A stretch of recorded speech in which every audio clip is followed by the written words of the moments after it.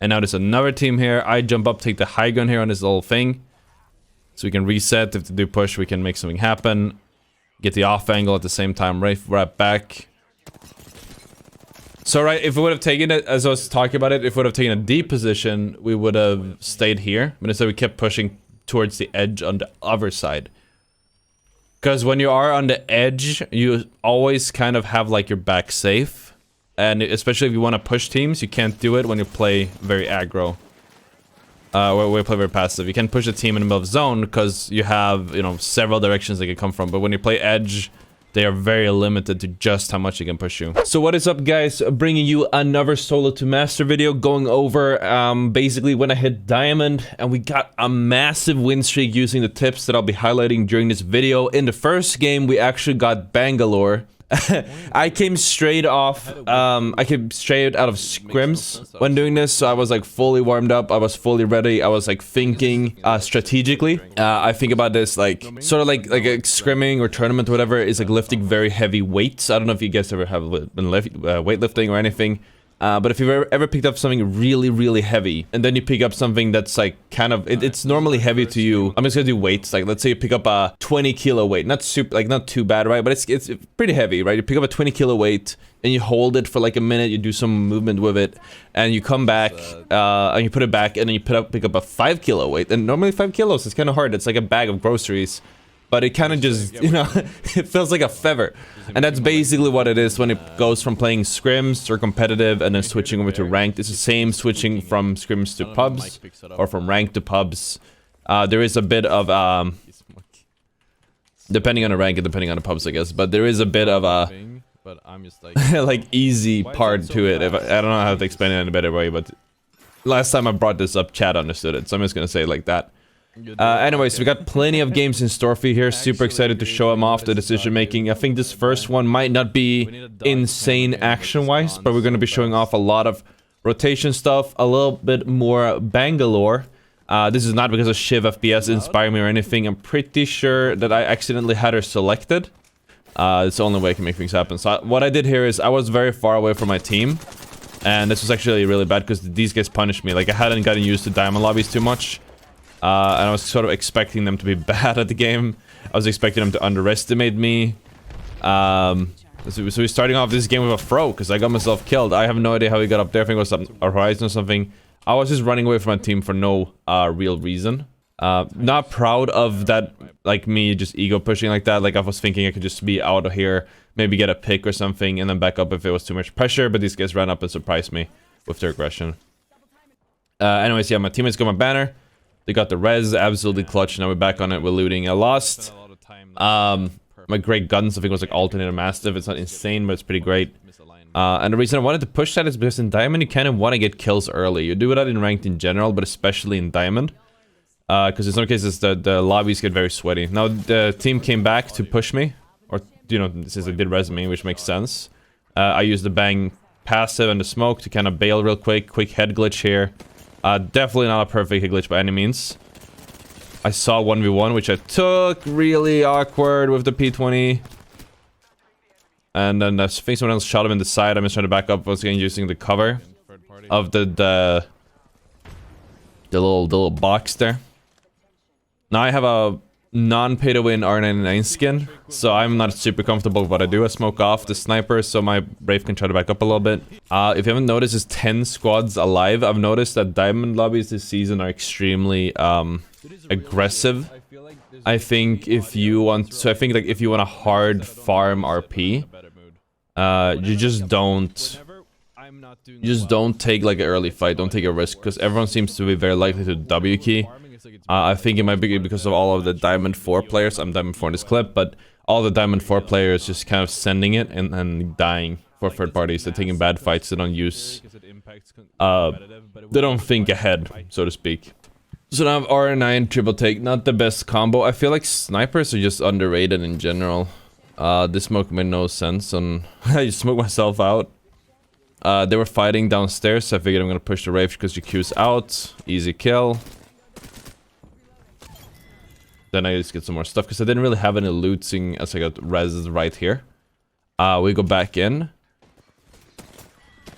Just clean up, really. Like, I think I was expecting less of them for some reason. Probably because I had been in Platinum prior to this and just kind of burnt. So just a little bit of looting. Nothing super special.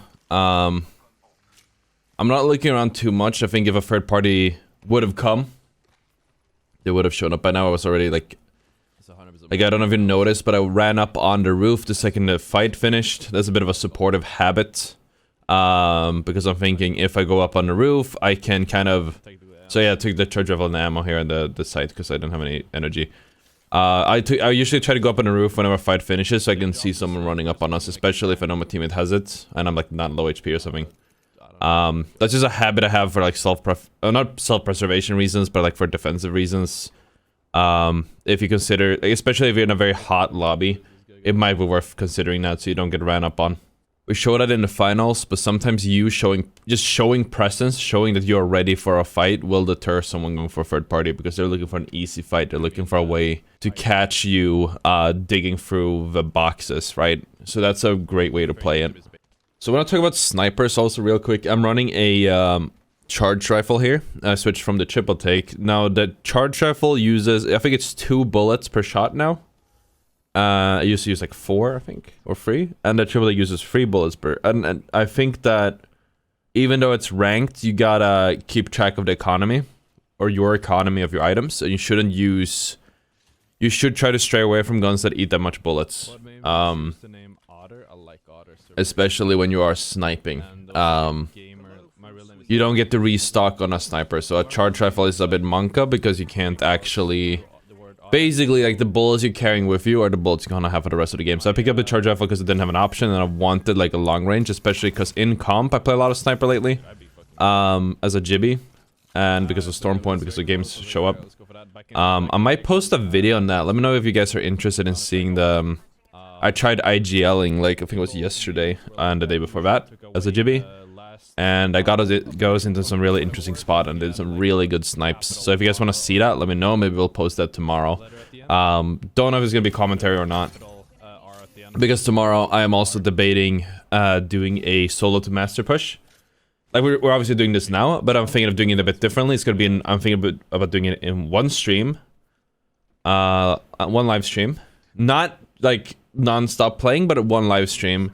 And it's gonna be like a subathon style, so you'll get X amount of RP for a sub, so to speak. So if someone subs, it adds 10 RP or 100 RP to the tally. If you guys would sub, if there'll be 100 subs, I would have to get 1,000 RP that stream. If you do, this is by the power of 10. If you would give 200 subs, I'd have to get 2,000 RP. If you do 1,000 subs, I'd have to do 10,000 RP. And I'd probably cap it at Master because it's really hard after that. And I think doing it in one long stream is going to be hard. As you guys know from the Solo to Predator and Solo to Master I've done in the past, my health, at least in the past, and I'm pretty sure at this very moment, I can't play for 48 hours straight. My wrists are still kitten levels of strength. I've been lifting a lot lately for it. Oh yeah, so we walked up here just to take some control. But yeah, I lift to get better wrist and arm strength, forearm strength, and I'm working on that, but I still can't do long streams. So what we were doing is basically subathon. Depending on how many subs we get, we'd raise the amount of RP I have to get. The stream would end if I beat the amount of the subs would have gotten. So if everyone's like, if we got 1,000 subs and, or sorry, 100 subs, then I have to get 1,000 RP. It's sort of a race against the clock. If we get 1,000 RP, then I can just end the stream. I might do a bit of a grace period, especially because we're starting in bronze. But I think that'll be very interesting. I also have to think of the technicalities of doing this. But I'm really excited to try this out and just do something different. And then, like I said, we're gonna play realistic hours. If it so happens that this goes on to... So the new split is on Tuesday. If it so happens that this goes on till Monday, I have gym, so it's gonna be a gym stream as well. And we're gonna keep on going until the new season or split drops. I haven't followed that part exactly, but... Especially because it took me like... less than 48 hours to do this last time, but if it does come to that, then we'll have to make some accommodations. I'm curious to hear what you guys would want to see from that.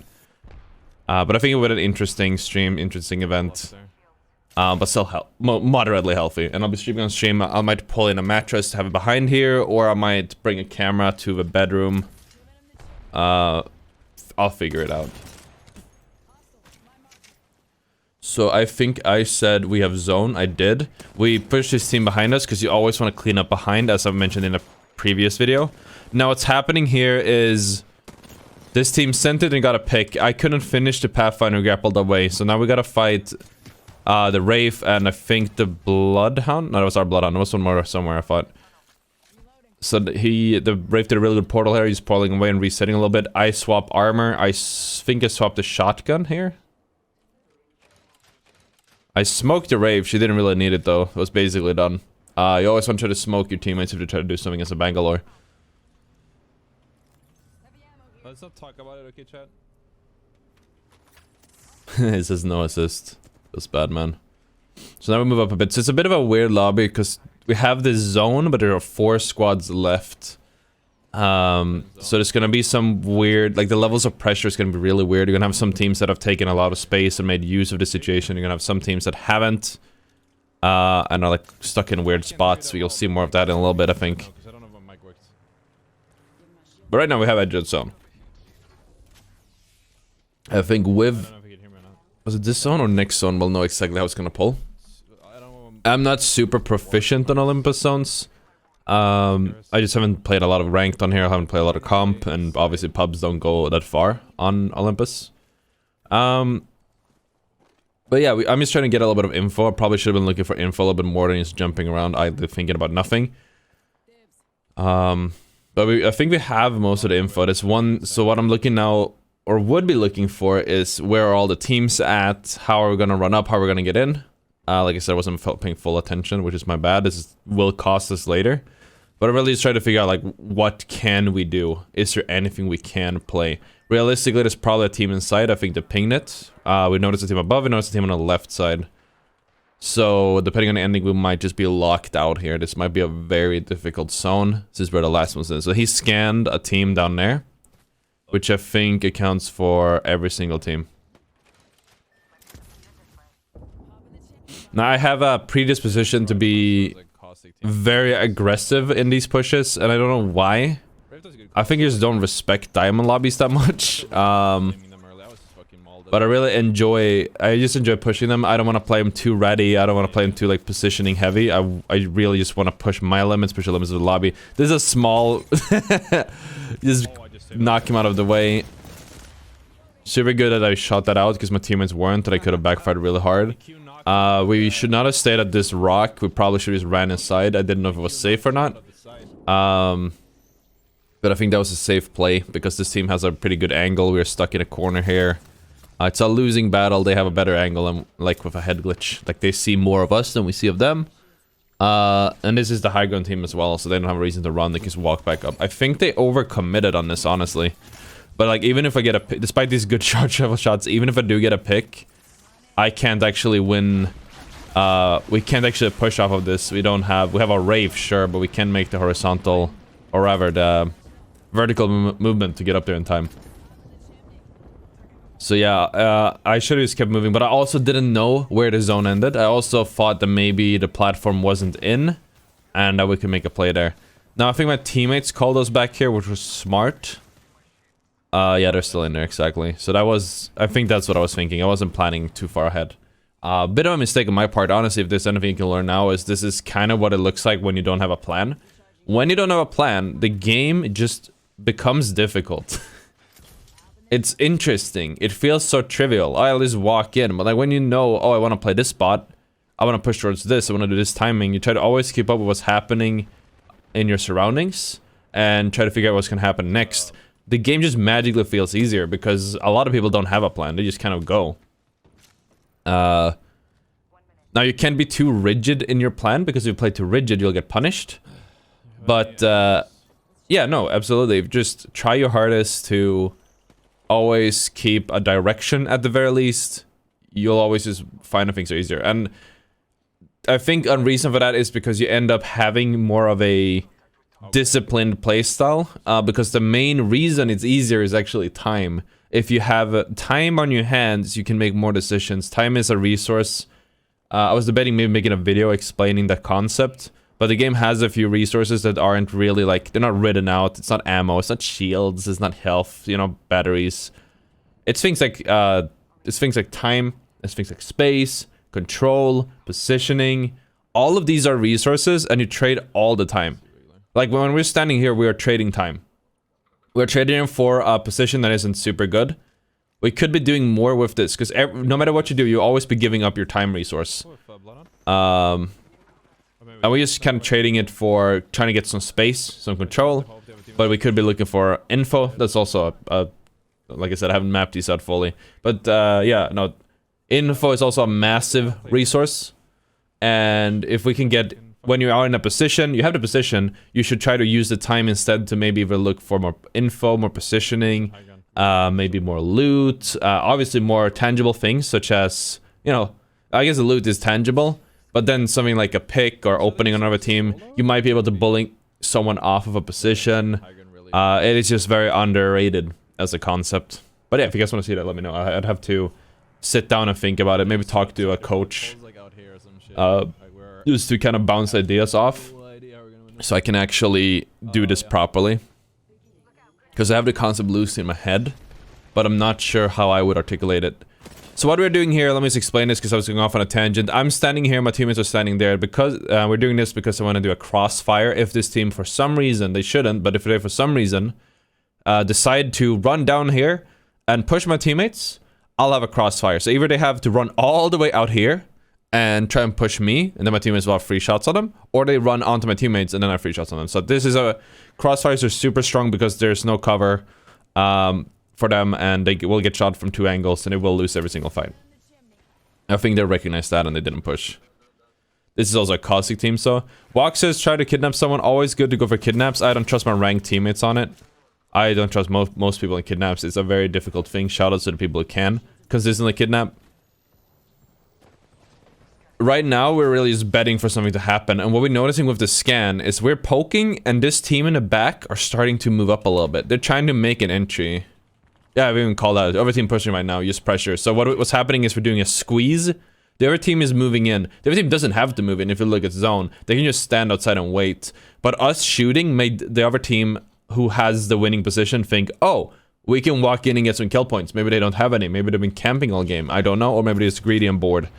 But I smoke here and walk up, and my goal is literally just to now just make some actual pressure, make some space, also because we have the zone in the back in a second.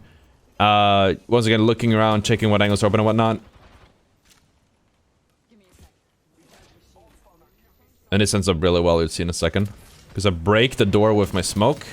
Look at that. Awesome. Ottr, you're so smart. Thank you, Ottr.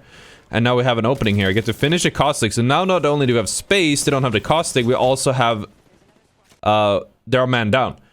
So now we're kind of juggling the aggro between the team on the inside that had the caustic and the team on the outside. The team on the outside is pretty forward-leaning. They really want to look for something here. So I just try to reset a little bit, just in case they feel like pushing in. My Bloodhound actually gets another pick through the smoke, I presume, on the Valkyrie. Now it's just one guy on the right side and then a team on the left. I just make a push here. I think my team is thinking the same thing and then call it. But we basically went, oh, let's push the right side, clean out this team. And now we know the other team is going to push instantly. They've been very aggro. They could be holding, but they're probably going to push into us. So we have to basically just switch fast. I was about to take the R3, but I'm a Bangalore, I have the smoke. I figured let's abuse that. I helped my teammate who was taking a 1v1 on the left. I do not know what his lifeline re-peaked at. That cost him a life, or his life rather. He was very extended lifeline moment. Anyway, so we are just looking. Once again, I'm abusing the smoke as much as I can as a Bangalore. Move forward with my passive. Just sometimes you just gotta be a little bit more aggressive because I will get more openings. Absolute smashing shot on Horizon. And then we win it. And what we did there was we juggled the aggro and we sort of baited the winning team. But they could have just waited in this hallway or something. They did not have to make a big play here. And they probably would have ended up winning instead. I want to say they could have rushed in on us when we finished the other team off. But I'm honestly not sure because then we could still also juggle the aggro. Never forget that if you are in a position, I think the lesson here is like, never forget that if you are in a position where you can, when you know you're going to get third partied. In this case, we 100% we're going to get third partied. then you have two options. You can either try and bait something, or you can try and, as you can see, bait, okay, free, I guess. You can bait someone into fighting and pressuring. You can do a squeeze together. So despite being in a worse position, you're not the odd man out, because the team who has the god spot is getting pressure from two sides. The second is just to literally full send it and kill the first team, the closest team that's pressuring you. And then resetting and bracing for the next one to push. And the third option, which we kind of did but also not, is it's a little bit like the first option, where you bait someone and you kind of bounce back a lot. Like you're trying to bait them, you're trying to start a fight and make it seem believable enough that you're full committed, and to kind of bluff the other team in this Mexican standoff to push in and clean up for you, or rather to commit on the other team and getting yourself knocked, so you in turn can go back and reset and then clean up yourself. A lot of that type of juggling. Learning how to juggle aggro will get you really far in some of these lobbies. Yeah, Shiv, so I don't know if you can like show this, but basically I was wearing a pretty banger shirt. I don't know what chat thinks about it. I think it's beautiful. Let me know in the comments. Like, I don't know if people were seeing this or not. I don't wear Hawaiian shirts, but it low-key fits me. I'm still working on losing weight. I'm working out regularly, watching what I eat, counting all of my macros, staying at a caloric deficit. So we dropped on this spot. If you guys don't know, every, I think it's 45 seconds, you can pop the face runner. It drops a golden loot ball, and a purple and a blue. So apparently there was a team here. I didn't notice. I wasn't looking around. I should have. I didn't. But then we noticed another team here, so now things are different. I move up and try to provide some pressure for my teammates. My Valk got knocked, cracked rather. Go for this Firmite, a bit of a greedy, try to maybe get some more damage off. I figured he was behind the cover and that it wasn't. Or I just didn't line it up properly, I'm not sure. Pathfinder takes a 1v1 here. I come in to trade him at the very least. Not committing here, because I know that this is a very open angle. But I want to trade him, so we end up being a 2v2 situation again. Once again, a Firmite just to apply pressure and damage. He's playing with high ground. The Wraith on the back there doesn't shoot us properly. He gave me an opening there, which is good. Otherwise, I might have taken more damage. I'm feeling confident AF. I go for an arc start to hold him off. Maybe stick him. Jump pad in. Big PP. Just send it and get the kill. Now we're going back to grab our trusty Pathfinder here. Going to get him up. There's a beacon. It's right there, yeah. And now we're back at it here, Krispy Kreme. So this was a very clean fight. Like, yeah, Pathfinder got knocked, but it still was very fast. I think having... We'll see, we could end up doing something like that. Like, I think aggression is risky because, yeah, you'll get yourself caught a lot. You'll get yourself killed if you are aggressive in a bad way. But at the same time, you need to be aggressive and close out fights fast. Ideally without dying. But sometimes you have to trade yourself or die for something to happen. So with how fast this fight was, I didn't count it. I think it was probably less than 30 seconds, maybe a little bit more. I don't think a single team who wanted the third party, unless they were already looking for, like knew it was going to be a third party, would have time to go in on this. I would imagine that a team who wasn't fully prepared probably would have been here like when... as soon as Pathfinder got rest, basically. Coming from... what is that called? Stop closing the map. Well, whatever, the POI over there. Gardens, or whatever it's called, Oasis. But yeah, no, so that's what I believe. Now, I picked up a Devotion here. I don't know why. I think I saw Turbo? Because the Devotion for an L-Star doesn't really make much sense.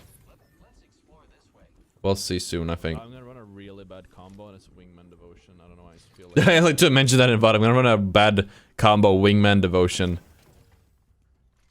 And the reason for that is just, I don't know, I just felt like it. Let's see, was there craft? Is that it? Ah, it was in the crafter. Okay, that was it. That makes sense. This was almost a week ago. But yeah, no, so in the crafter we had... basically the perfect stuff for Devotion. I figured this is a good secondary. This is a bit of a meme secondary. I don't know. I was just feeling really confident that day. I still stand by this, which is that the best energy weapon is the, not the Volt, because it's a heirloom weapon now. But it is the Havoc rather than the Devotion, because the spin up time on the Devotion just really holds you back. I think the peak, because like even if you have a turbocharger, you still don't start on peak RPM. You don't start at a peak firing speed. You still have to ramp it up a little bit.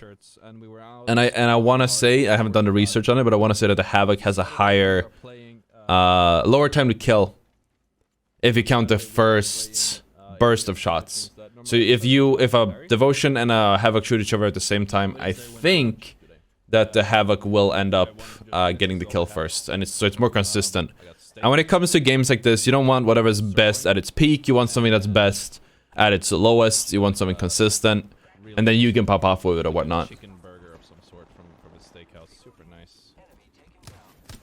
So we got a nice pick here. I didn't do anything. I don't know if it was one or two teams. It was, I think, just one team, and my teammates got a really good opening on these guys here. I'm just looking for some wingman shots. A bit of a aggressive position, but I just wanna send it on them. Now this Wraith, I got taken a very aggro position, so I push up and just dinker like that, just to clean up.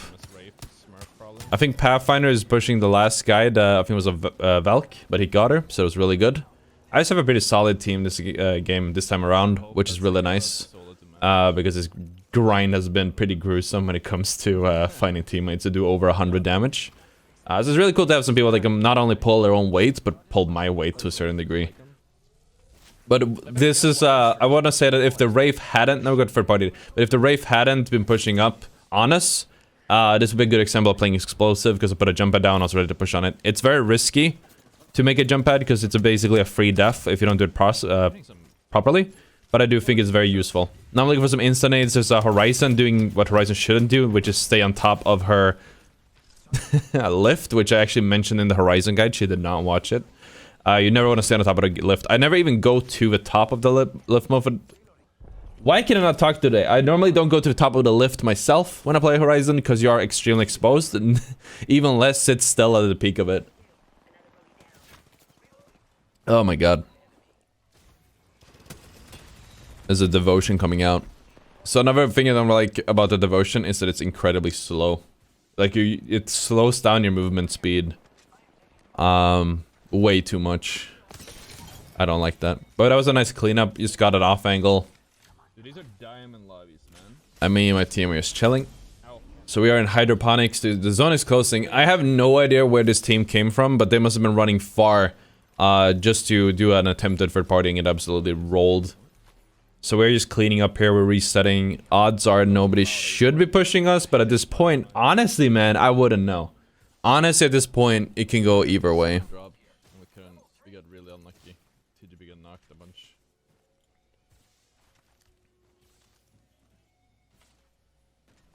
Pretty sure got knocked every time, actually, what people said. Sorry, just whew. Tired today, chat. This is not the energy to have if I'm gonna go do that solo to master in one stream, because if it goes to master of the subathon, but who knows, right? I think I'm gonna keep the peak, like the cap is 10k RP. I don't know if we're gonna get that many subs and not get off easy, but I want to have the possibility there if you guys really want to ruin me. I'm gonna stick to my word. I guess if there's a punishment, like we need to have some stakes. What happens if it takes really long and I don't hit master by the new split? I want you to tell me in the comments, like what is it that I have to do, or what's the punishment for not doing that? I'm open for something cool or something interesting. So now we're just walking in, we've been healing. I don't really need a medkit. I do think I pick one up. I have two. But I have a golden armor on Octane, which is very useful because of your passive. It's just really good for your health economy. You just heal up a little bit and then let your you'll let your passive do the rest of it.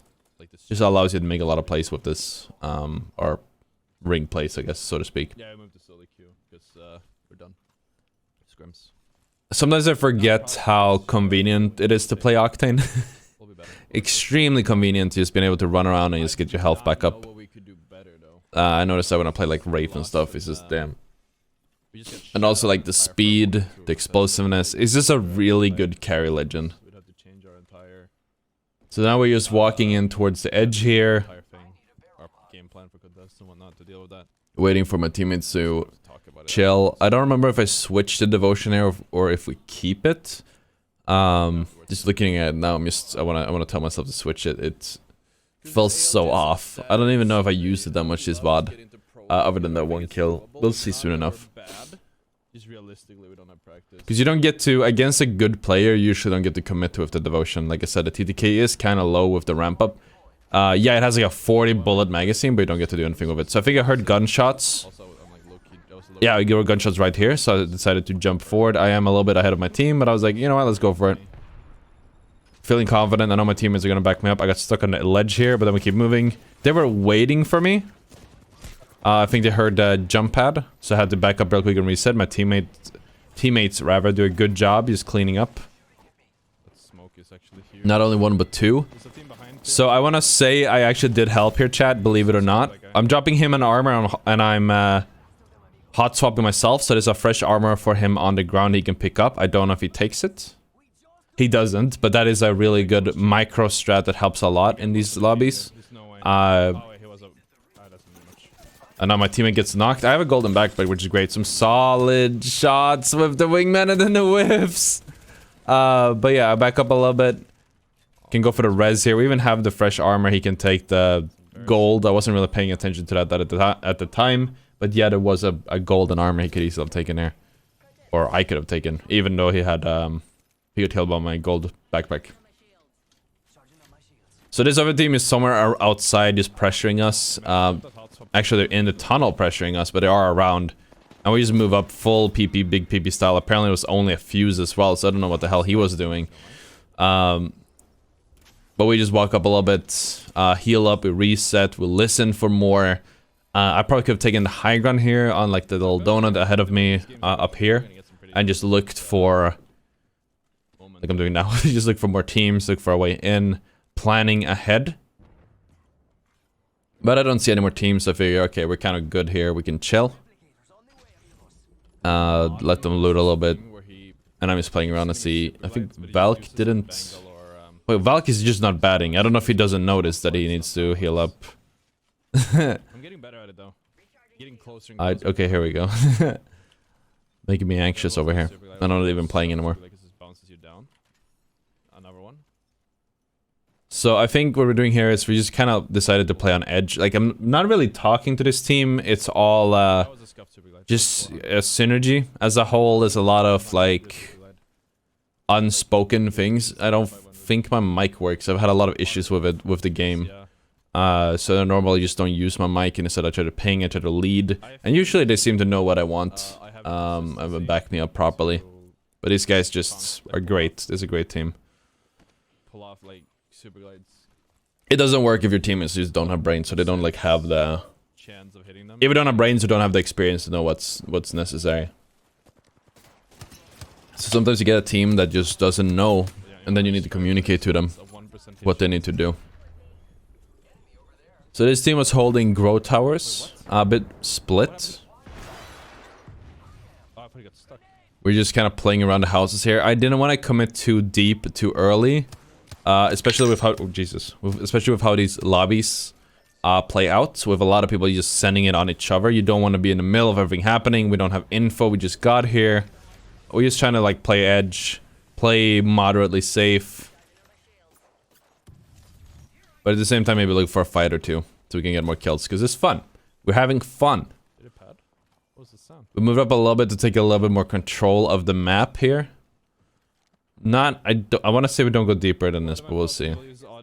No, yeah, we just took like a little bit more cover, because you don't have cover from this place over here. We'll be very much left out and exposed to grow towers. Now this place is obviously exposed for a lot of angles. But it's still pretty decent. I'm just walking up here. I'm trying to decide, do we want to stay? Do we want to go? Where do we want to stay? Where do we go? It looks like it's going to pull towards the cannon. But we're just kind of chilling here for now, trying to see how it all evolves. Sometimes you have to play reactive. Solid rules and plans don't work. It is low-key super glide, which is annoying. Like, a lot of these... So they're fighting here, we're pushing forward towards this. I was trying to line up a Thermite, I don't think I hit it. No. But just, we have a pretty free kills here, so I make a jump pad in. We know we can kill the Pathfinder. The Wraith was probably low. Pathfinder, my own Pathfinder was just all over the place. Oh, well, there's the Devotion kill right there. So this is what happens. You have teams. In Diamond, you have a lot of teams that just throw... Oh, look at that. We did use the Devotion a lot more than I thought. You have a lot of teams that will throw your game. They're taking really bad pushes. Like, for some reason, these two teams fought. I don't know why, if they got squeezed out and were forced to make it call. But the result of these two teams fighting was us just running up and rolling them with no contest. And in addition to us, there was a team from Orbital Cannon that was sniping them in the side as well. They fought in a very exposed position. So that doesn't mean, like, oh yeah, you shouldn't fight. That is not what I'm saying at all. I think fighting is important. We do it all the time when we do this climb. Now, this guy to have, I think I should have picked it up. I didn't, but it's more consistent. But yes, as I was saying, the teams you have here will very often, they lack the ability of foresight. They might think, oh, this is a good push. It might be a good push. You might get a kill on a team. But they don't scout ahead. They don't think, like, what's going to happen after this fight. And very often that gets them killed. And it very often gets the team that they were fighting killed. Because, you know, if you hold a position and a team full ints on you, you're going to be vulnerable for from the rest of the lobby. And it just takes one team to decide that it's worth the push to make something happen. So what I'm doing here now, there's 4 squads left, 1 solo, full squads, the rest of them. You look at zone. We walked up and took a lot of space here. Now I backed up because there was pressure from the team over here by the donut. Oh no, I think instead of trying to use the mic here, I don't know if they heard it or not, I think they did. But we back up a little bit. I make a jump pad, I'm gonna go vertical on it, just so we can get the high ground back. We don't really have much of a choice except to play kind of passive here, because if we try to assert ourselves and take a position, it's gonna have to be clean. We're gonna have to be in between 2 teams, no matter what we do. And we do not want to be in between 2 teams here. We want to, if anything, just fight solos, if anything, fight a full team. But it's just impossible with how small the circle is. Now, there has to be a rat here, because we knew there were 2 full teams. I just full sent it. There again, we got to use the Devotion. One thing that don't really count with the Devotion is the panic factor. If someone jumps in your face full of rev Devotion, you're going to panic and not hit your shots, unless you have ice in your veins. Yeah, that's usually just a great way to push your advantage. So now what we're doing is we're waiting for zone. I'm not entirely sure where the pulse. I was just thinking about it. I'll look at the zone now. And I'm thinking we gotta go left here. We gotta get into the zone. And we're gonna have to take a gamble here, because if we stay outside, as you see, there's actually no viable cover to play. The team on the high ground has full view of us no matter what we do. And the other team is unaccounted for. We don't know where it is. I think they're still in the donut, but it could have gone anywhere. Now I'm pinging the cannon itself, because I'm thinking, okay, the odds of someone being down there are very small, because there's a team in donut and there's a team on the high ground. I'm pinging it. I think I'm telling my teammates over VoIP we need to Valkyrie, so they're coming back over. That's exactly what's happening. Oh. There we go. It's a bit of a risky jump here, but I don't think anyone's expecting it. So now we also get the info. This team is still on the donuts. And now this team is here. So we just make a, you know, we go balls deep into the zone. This is huge because now, you know, they can't do anything. We turned this on its heels. We went from being the team that is locked out to, you know, all the way out here, to being the team that's in, we're still kind of locked out depending on the zone pulls, but we can still, we're not in the middle of 2 teams. We're not exposed. We're in the zone. We have a whole zone to play with at least. And this team has to move. This team can stay for now, but odds are they're going to get a lot of pressure from the other team. We can't apply too much pressure ourselves, or maybe some very limited angles. But we did turn the outcome of the game on its head with the Valkyrie. This is one of the reasons why Valkyrie is so strong in competitive play. Because it can really just, like, teams that are supposed to win end up losing. So we're really just waiting now. We're trying to see, like, okay, are they going to... They're not going to push, we already know that. But we have to show presence so they don't. To see where the zone pulls. Hoping that the other 2 teams fight. It is a bit of passive on its own playstyle-wise to do this. I'm looking for a small gap here to shoot. But as I was saying, it is kind of passive to try and force your teams to make a move on each other. But it is a bit of a 2D, 3D chess thing where You just want to make sure that the other team always are forced to making a move. You don't want to force them yourself because, you know, there's a risk that someone messes up or it turns to your head or something, right? Or there's a play or something you're not factoring in. But if you can force other teams to make the move for you, then you're good. And that's exactly what's happening. There were 2 knocks, I think it was 1 on both sides. So I W key him with a jump pad, jump in, explosiveness. This guy was looking at us for some reason. I had to just hot swap real quick, go for some pretty solid wingy dingy shots. Overstaying my welcome with the peak, but still committing to it, hitting the Phoenix. I trust my teammates will cover me and clean me up. They have proved themselves so far. And they clean that up. Now they're rezzing underneath me, so I full send it to stop the res. They're recovering the res. Some solid wingy dings, and that's how you win that game. Some good shots at the end, chat. God damn. That's some good shots. So just solid gameplay overall. Once again, is solid shots and whatnot. I had good teammates that allowed me to propel myself forward, propel the team forward, and we had explosiveness from the jump pad. Just very solid plays in general. And really what this game comes down to, especially in Diamond, is keeping all of the factors in mind, all the currencies, as we mentioned last game, the time, the pressure, the control. You will run out of currencies eventually, and you'll be forced to make a choice. You will run out of ammo, you have to play passive, you're out of space, you need to push, to rotate. And by rotating, by using our Valcult, we got to just turn... You just bought so much time, we bought so much space. The team that was on the edge, they were forced to... They were in turn forced to run in or portal in or whatever they did. And it cost a squeeze where we can just jump in and kill both of them. That's how you, like, I think top 3, you always want a game to end a top 3 situation, and that's kind of what we ended up doing. So then we got the next game. We got a 2-game win streak so far. Absolutely crazy for being in Diamond. I'm feeling pretty confident. I don't think we landed there though. I'm not the jump master as well. That was my random. So we went for a loot here. So if you want to climb in ranked, especially with the quality it has right now, you don't need to send it. It's fun to send it if you're a streamer, content creator. You might, you know, want to send it so you can make content, to have fights, kills, and, you know, have an interesting stream. That's something that I have to juggle almost every day when I stream. Like, do I want to win or do I want to send it and have fun? I consider having a high kill game with a small chance of winning, you know, way more fun than a low kill game and a guaranteed win. But the ranked system doesn't agree, so I have to do it different on ranked. But now we're on, but now we're just trying to get the most wins out of it. We want to get the consistent RP, and you can really almost guarantee consistent RP by either, like I said, you drop hot, you take a fight on a team. That is still a little bit risky, because obviously there might be another team, for third party, you might just lose your initial fight. But you can basically guarantee placements just by dropping far. Just by not contesting, you will probably get at least like 1 placement RP. Just by looting. And there's an added bonus of you getting to be fully restocked, not bound to RNG when you finally get into a fight.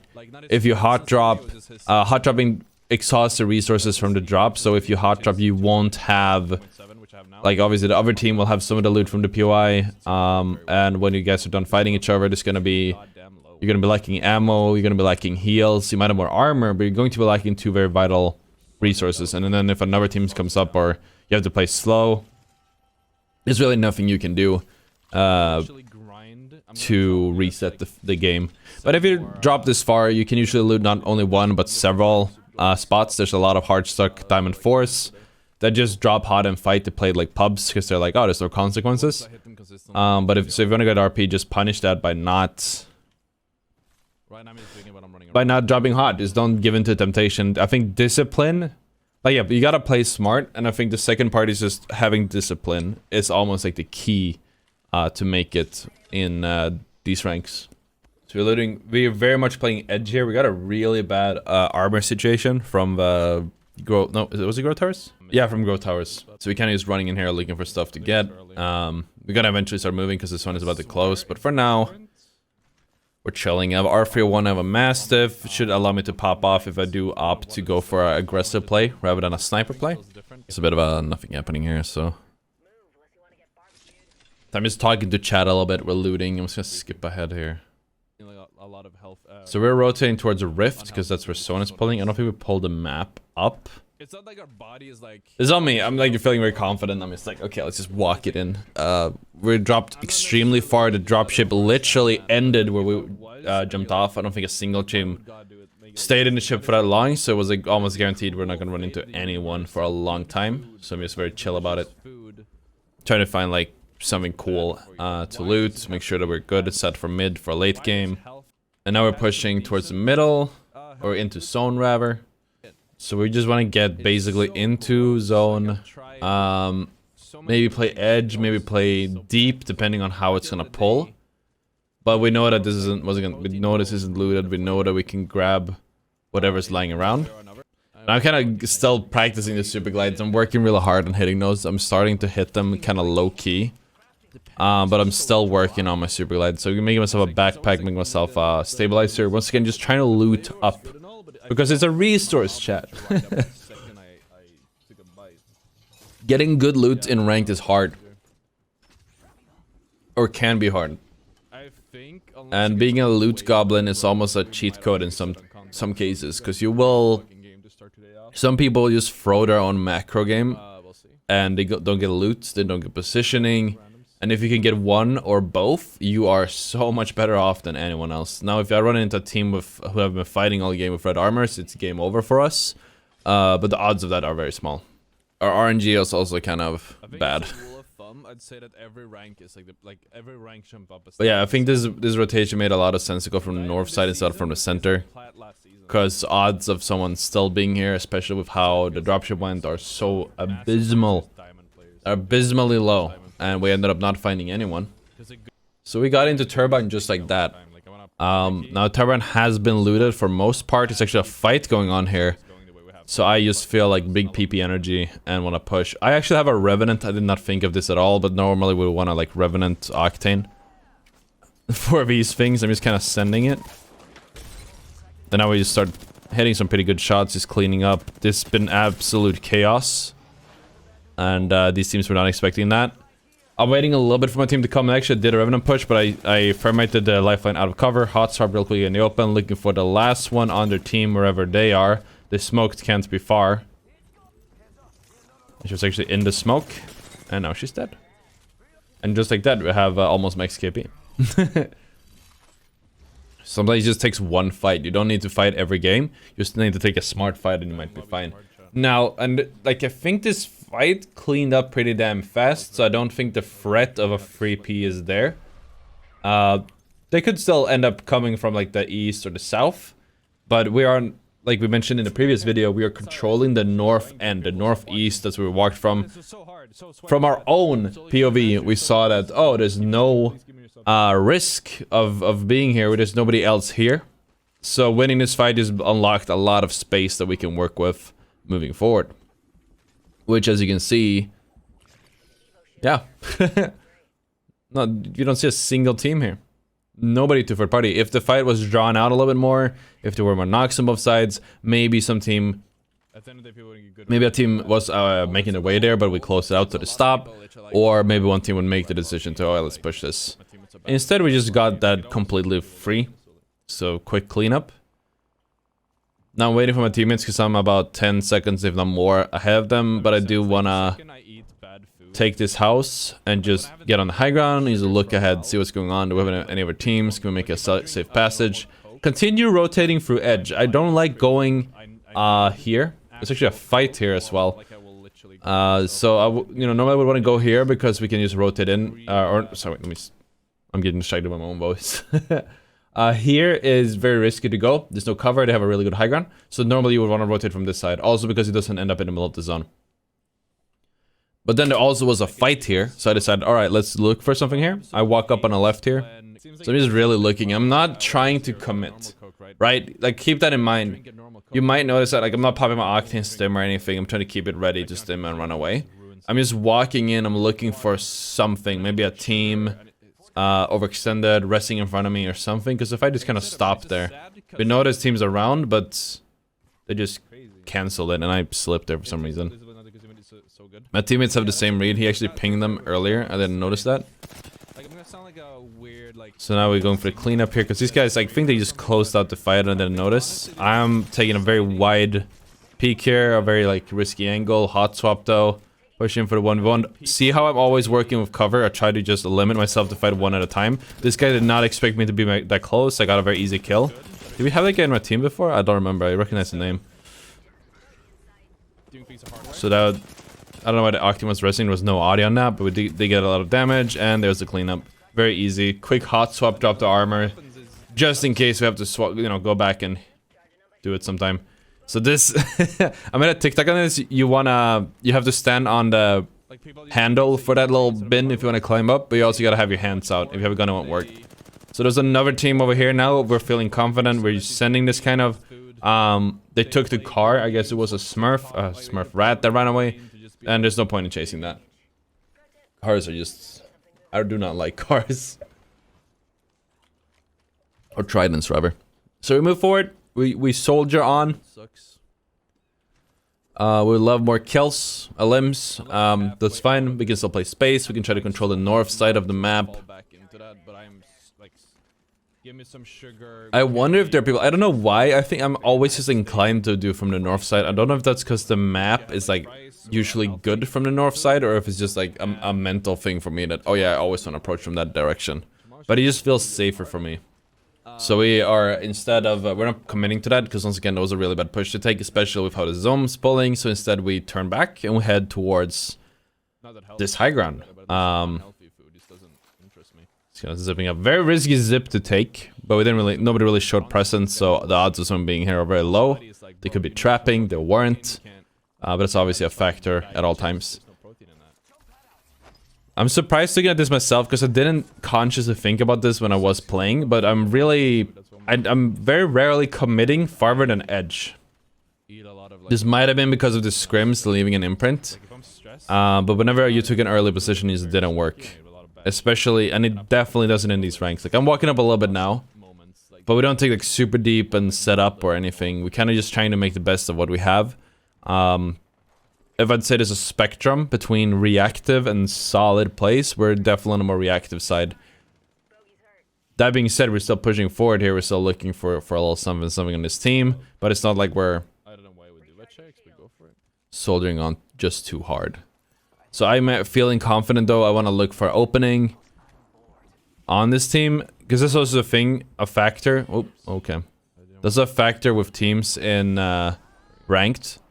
If they play and set up, and this is why I normally don't set up, because if you set up early in ranked, it's almost like a sign that you're bad. I know it doesn't make sense. This is just something that I've noticed from all the time I played ranked when I used to play ranked. A team that's set up, they're bad. They don't have confidence in their own team fights, and as such, they can be pushed. So ironically, if you set up in endgame, you will probably end up getting pushed by a better team, because they take that as a sign of weakness. So they did good Revenant Octane push here, even though it wasn't fully set up. We kind of just did it. And now there's another team here. I jump up, take the high gun here on this little thing, so we can reset. If they do push, we can make something happen. Get the off angle at the same time, right back. So right, if we would have taken it, as I was talking about it, if we would have taken a deep position, we would have stayed here. But instead we kept pushing towards the edge on the other side. Because when you are on the edge, you always kind of have like your back safe. And especially if you want to push teams, you can't do it when you play very aggro. Where we play very passive. You can push a team in the middle of zone because you have, you know, several directions they can come from. But when you play edge, they are very limited to just how much you can push you. Super good beams from you there. Alright. To clean the team up. So now we're just kind of chilling. We're doing our thing. Life is good. Just healing up a little bit. So this position, I wasn't expecting this to still be in, but it ended up being that. As such, we are dropping items on the floor.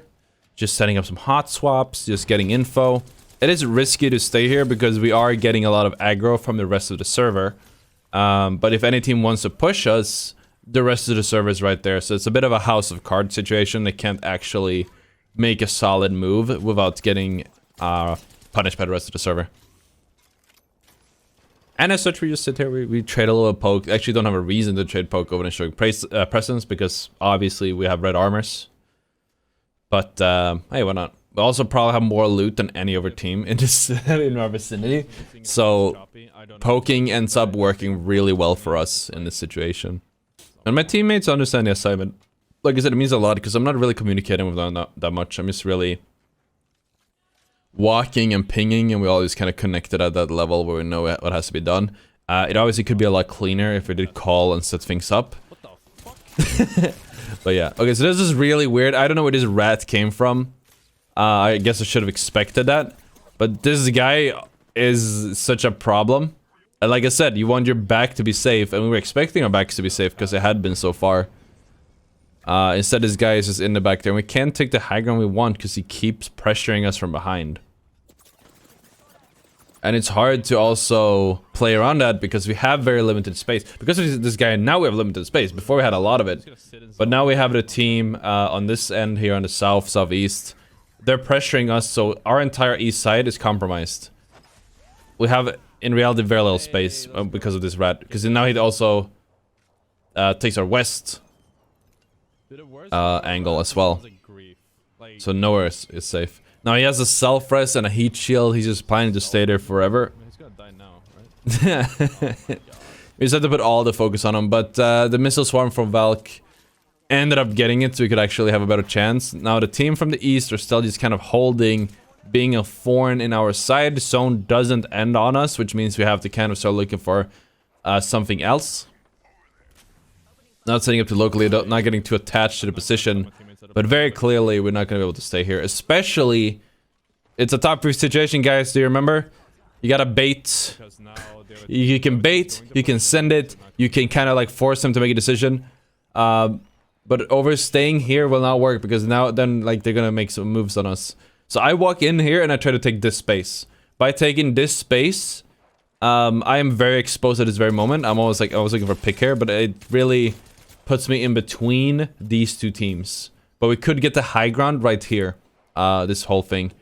If I can make enough pressure that this team on our east won't make a full commit. Like, they'll be a bit scared from peeking.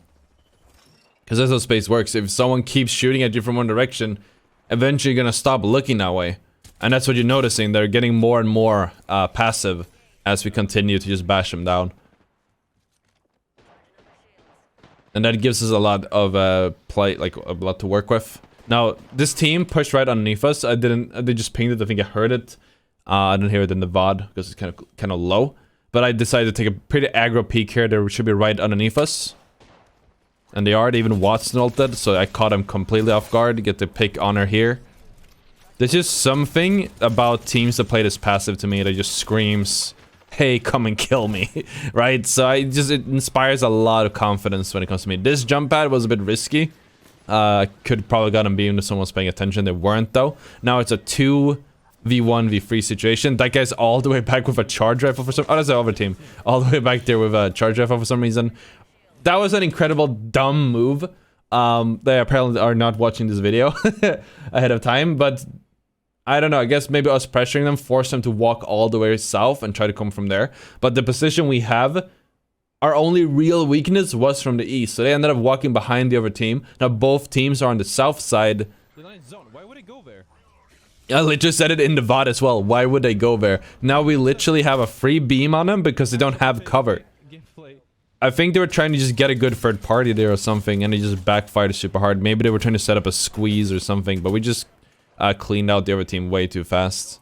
I'm looking for an off angle on the Wraith here. I also know it's 2 squads, but it's like really hard to decide what to commit on. And honestly, when you have this position, you don't want to commit on anyone. You kind of want to just clean up as well as you can. Now there's literally only a solar rat somewhere. No idea how he got there. Solid Havoc beam. Running out of ammo, I just noticed. Did I go for the BM shot? Oh, I did, but I didn't get it.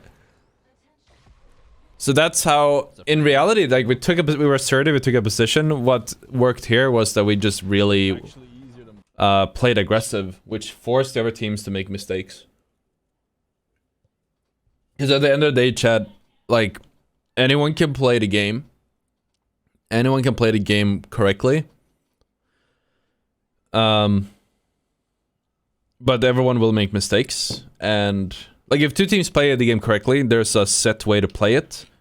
But the team that wins is the one that capitalizes on mistakes. Because everyone will make mistakes. There's always plenty of mistakes made every single game. Every second. Every time you play this game at the highest level, you make several decisions almost every second. The more pressure you are, the more decisions you have to make. And you will slip up eventually. And the team that sees that and accurately not only punishes those mistakes, but makes an opening based on those mistakes, that's the team that wins. And that's why I consider playing reactive extremely strong, especially in something like ranked, where a lot of people don't have a rigid playstyle.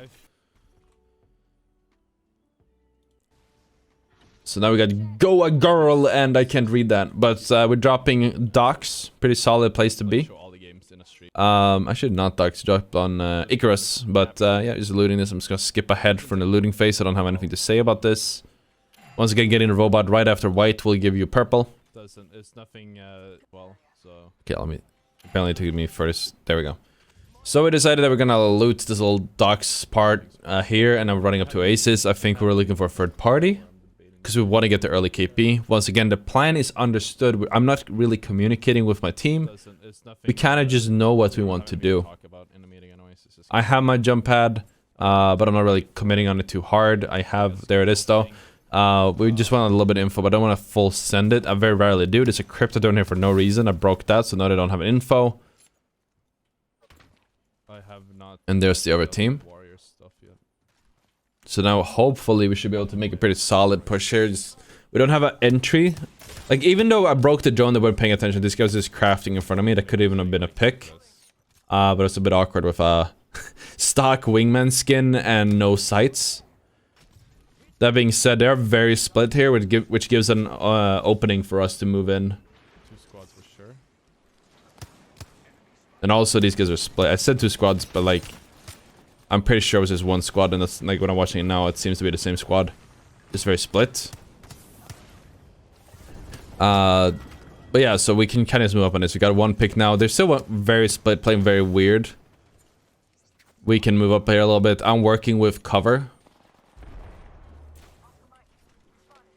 And they're still very split, very confusing. I should not have peeked this because I knew crypto was there. I'm playing with high ground, or head glitch, as is he. I do not know what he's doing. But that was a bit weird. They played very split. They could have got me killed because I wasn't expecting them to split up like that. I wasn't expecting them to position like that. But it ended up working. I think it was probably just a bunch of solo curists. So now they're looting a bit more. We got a little bit of KP to work with, so we can decide what we want to do. Once again, fairly clean, and maybe a little bit less clean fight than the rest we've had today. But definitely pretty clean, which allows us to continue playing without really getting third-partied. We came from carrier. We know there shouldn't be many teams anywhere, maybe on estates, but they'd have to push out into the zone. It's very rare that teams push from the zone to do a third party. Hit them 100%. Unless they really want those kills. So I'm just looking around. I don't think it was a team here. It's an awkward movement as well. So the room's just playing the part, but Jesus, I am getting roasted. So we got from Diamond 4 to 3. I don't remember if we probably were a slight bit into Diamond at this point. But we really made some good gains so far this game. We won 3 games in a row. That's over 600 points. No, that's about 1 rank in Diamond, I think. 600 or so. So maybe we were like right at the bottom of Diamond 4 by the time we did this stream. Now I'm responding to some DMs. I think I was talking to my editor or something. My YouTube team. So we continue forward. I think Bangalore saw something. If it was a fight or something, I'm just getting to her. Yeah, she pinged the enemy. I'm just walking up behind. She actually did find a full two teams were fighting. So it was a pretty easy cleanup here. If I can hit my shots. My teammate's dead. It's okay. We'll get more. Very easy opening here. I don't want to talk about this. Let's not. Can notice I'm running out of steam a little bit. Oof, solid hipfire. I don't know if you guys know this, but when you crouch, you have 100% accuracy wingman hipfire. So, yeah, it was still luck, but I just want to have that said. Yeah, this team is just sitting on high ground, so there's not much we can really do. I don't know if that was our smoke or the enemy had a smoke there, but she smoked them off nevertheless. I take that out opening to loot a little bit of the guy I killed, and then just back up. Zone is closing. It is around 1, so it's hard to expect that people will play. As we notice, a lot of ranked people love to just play edge. But I'm just following the bank. She's making some good calls. I actually did spot someone on my screen right by the caustic just now. But I definitely didn't see that when I was playing. That being said, we fly in here, which is in front of them. I take the high ground here for a good reason. I want the off angle. There's a 15-second timer here, but I might be able to make an opening. They might not be expecting me to shoot from here, which they clearly didn't. And I get a very nice push. Now, I did jump pad at the top here, which isn't the best play, because only I can take it. But I am sending it forward with the opening. I'm, have full intent on making something happen with that pick. Do not want to let him reset on that. Very solid stick, and actually very risky here, because like if I got very unlucky with stairs, I could have ended up getting myself knocked from the arc star hitting me. No, it didn't. So we're gonna go help Bangalore out. She died in the caustic gas, or to the caustic in the gas. No, that's not true actually. Died to, they didn't have a caustic, there was something else. Because I saw they died to the caustic gas in the kill feed. But she did die, so I'm just getting the rest off. This is a bit risky, obviously, because, like, we're in the zone. You never know if someone's gonna go gatekeep. That was a bit of a messy fight. It did take a little bit. If a team rotating saw this rest or something, they might just go for it. They might just push for it. And I did, however, not see anyone there when I was looking. That's also why I was looking that direction. A team that would be gatekeeping us, ideally, would be around here. This is the most logical place to set up an ambush. They can still be ambushing, right? But most of the time they look behind and try to shoot you as you run out, so. Do we actually get a... Still a little bit more of me waiting here. Just not really doing anything, is chilling. We are in a pretty good, solid spot. And I think, like, I was talking to someone about this. I don't remember what it was. It was something important that I obviously can't say, if I remember. Yeah, I guess, Shiv, if you're watching this, just cut. You can just cut that out. It's like 2 minutes, maybe, of nothing. All in all, playing ranked fully engaged this long, it gets pretty draining. So that sucks a bit. And I actually went to open the window here. Okay, can I skip ahead? There's just a lot of nothing happening here. A lot of nothing burger. Playing edge, playing edge, playing edge, playing edge. Okay, so let's go for here, because it was a decision we're gonna cover here in a few seconds. Zone is about to close. We're still playing edge. Even though we have a caustic, caustic is fine for playing the center of zone. If you play center of zone in ranked, it's an invitation for good teams to roll you. Like, that is just genuinely... I don't know why. So you don't want to do it when solo. And if you're a good team, you don't have a reason to do it. So... yeah, there's no point. But anyways, we continue playing edge more or less. We walk up here with them. Just kind of push forward, take some more space. It is aggro, because honestly we maybe want to wait for the zone to close fully. But we do want to clear forward, make sure that nobody has a space over us, so to speak. So I move forward. It's not really much of a point to push for no reason. I mean, I have KP, just have a lot of space with this high ground. We don't really have rotates over than my jump pad, but that might end up being enough. We don't know how it's pulling. I think at this point, I was assuming it would pull towards the tunnel, so towards the other side. I haven't seen many endings in other areas. Maybe like here and here. I don't know if there's anything here. I definitely noticed nothing here. So there's not many endings that are in play. And my teammates are kind of already moving up, so I'm gonna go with them. In a little bit. Just kind of figuring out like what's going on. I want to see if we can get the package if there's no team here. Just get the info. I think, honestly, as I mentioned, the courtesies, never trade your time for nothing. You will lose time no matter what you do. You want to make sure that you always get something out of it. You want to make sure that you get loot. You want to make sure to get info at the very least. You get space. By walking up, you will either secure space, which we have. We secured space all the way to this point we're at now. Because initially we just had a little part here, and now we walked up, we secure all this space. We also got the info that this is all free. We got the info that there's a team here. And that will mean a lot going into the next few zones. Which you will see. So we try to play as big as possible while controlling the space that we have. I probably should have taken the high ground here. Maybe I do that now? No. But I probably should have taken the high ground here just to make sure that nobody walks up behind us to really ensure that it's safe. Now, anyone can always Valcult in, or they can run around and zone.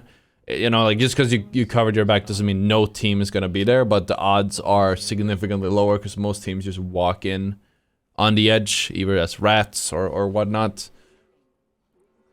But I also felt I had to apply pressure on this team rather than behind, because this team here is, I don't know, I just had like a gut feeling that they probably weren't going to try to push or something. I did turn around to make sure, but yeah, no, the odds of someone pushing us from behind are kind of low, I guess. There's not many teams that are from that side, and we know that because we killed all of them. So I find it crazy that they tie like a wire or rope or something. I could probably like try to like explain that sometime. It's really hard to explain it in fully, and I'm gonna try my best with a visual. I do not know how good it's gonna be beforehand. But right, like if you walk into zone here, and it's like several teams fighting, that means that this range here, if there was a team in any of this range, you're gonna third party. If nobody third parties, that means that you're probably safe around this area, right?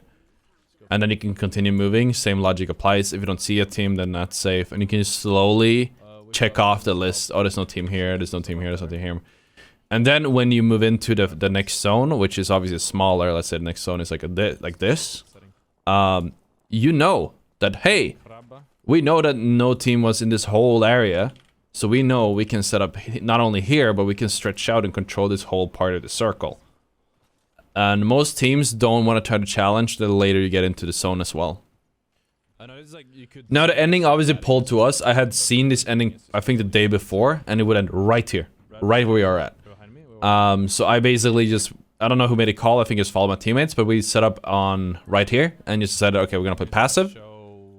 Because once again, this logic applies, right? We know that all of this space, not this side, we know there's a team here, but we know all of this space is safe. Around there like this. So odds of someone pushing up are fairly small. This team could decide to come around and walk in. But the odds of someone walking in from this side and walking in are very low. So this is really good for us. Now this choke is incredibly difficult to push through in general. But that's something we kept in mind. So this is a bit of a passive play, which I do want to avoid too much in this journey. But I was going for it. Why not? Suddenly there's a rampart here. I'm not proud of what's gonna happen next. This was really awkward. So you guys are gonna be in for a treat. Oof. I've heard a jump pad because I was thinking she might like walk forward on it and like accidentally jump pad in. But it was so super hard to win because she was like fully revved up waiting for me to peek. I do not deserve this kill. I said I don't deserve the kill. Like this was really hard. I arc star and I phoenix, but I probably should pop like a battery here or something instead of phoenix so I have time to re-peek. But this rampart is real thorn in our side. She has the zone in her back, so that does get in the way for her. But she is a big problem. However, we got her. She probably tanked a lot of caustic gas, so that ended up being fine. Looking back at what's been happening when I wasn't paying attention, is that my teammates who went over here, they took a little bit of space. That is fine by me. I'm just going to provide an anchor. There's a team right in front of us. And then there are two unaccounted for. So now we're just kind of playing with what we've got. I'm gonna go set up a hot swap with the Rampart's armor. Very lucky there wasn't another person there for some reason. Because that would have sucked. And we don't know if the Rampart came from left or right.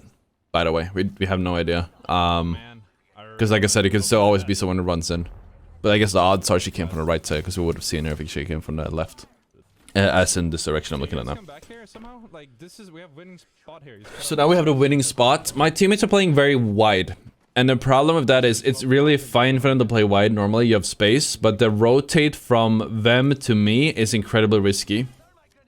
They might get beamed in the opening, so there's nowhere to cover there. So I threw them a jump pad to give them a chance to get in here if needed. We just have to provide space, but at the same time, you know, you don't want to stretch yourself too thin. And a good team might end up committing on you if they see your solo. So my Bangalore got Got a Kraber for somewhere. Banger shot. I do think that they probably did rested here. Don't like the smoke that much. So we know that that team is still playing the rock. 2 unaccounted for. Our back's gonna be safe. Left side seems safe, but you never know if there was a team in the northwest that ran up.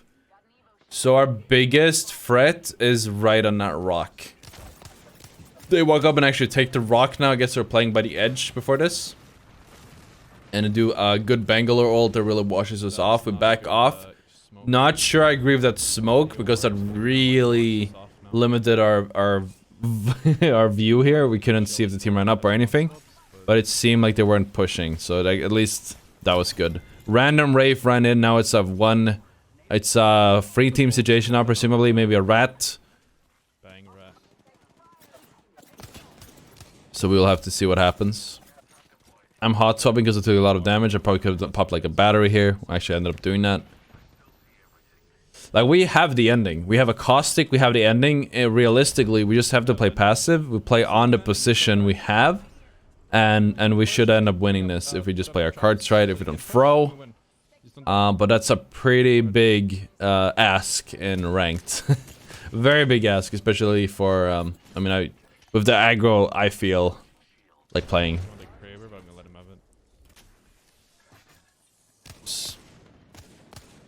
So we'll see now what happens as we just continue setting up, continue running the space. We have a head glitch. Like, yeah, there's a lot of cover in front of us that does obscure the view, but we do have a really valuable head glitch here. And I really think that we can just continue staying here, and we will end up just, you know, getting a win. But it also depends on the other team. The other team is a factor we don't know about, which will end up being a problem. They were one-way smoking here. I keep forgetting about that exploit. But, so yeah, anyways, they're moving up here, doing a horizontal. Super awkward for me, because we have to break that. Also, the thing going down, we had to set up hot swaps before that I could be using. This is a bit of a risky push here, but I just wanted to maybe pop the gas and whatnot. Now, everything is smoked off. The other team's on the left here, but everything is smoked off with the caustic gas, with the Bangalore. Super difficult to make something happen. Now, we can see them through the smoke if the zone is behind them in select cases, which is very soon. But we really just have to stay alive. This is going to be a cluster of a fight, and we want to make sure not to get screwed. But the Bangalore keeps smoking us and just, you know, cutting off views. I think there was actually 3 Bangalores if we count our own. So that was just absolute chaos. I got caught off guard with that high ground, but my teammates ended up killing him, which is great. I got the hot swap to clean this up. Not sure what the hell is happening. Someone ran up behind us apparently. Horizon. But now it's a 2v2. I got the cleanup. It's Ash. Now, Caustic is dead. I jump head up and just go for the really greedy double pump there. How the fuck did I do that? But I had no idea that they get up on that high ground. That was incredibly random. Super well played by me and the boys to make this win happen. But I was getting really hard at the end there. They had a pretty good punish and it could have gone either way. So that was a 4-game win streak. Absolutely crazy. And then what happened next game is I loaded in without teammates, so the streak was gone. But a 4-game win streak, chat. And there was a lot of things to learn. I hope you guys enjoyed this. I know it's another log video, basically the same as the ALGS finals video. But if you guys did enjoy it and watch it till the end, let me know in the comments. Say the word pineapple, and we'll know you're a real one. Anyways, thank you so much for watching. Make sure that you hit that like button. Maybe subscribe if you haven't, because we have like 30 or 40% of us, or if you guys watching aren't subscribers. And if you watch this far, odds are you do enjoy the content. Anyways, thank you so much for watching. Well, let me know also about the Solo to Master subathon, if you guys want to watch that, what the rules will be. And I will see you all tomorrow. All right, peace out.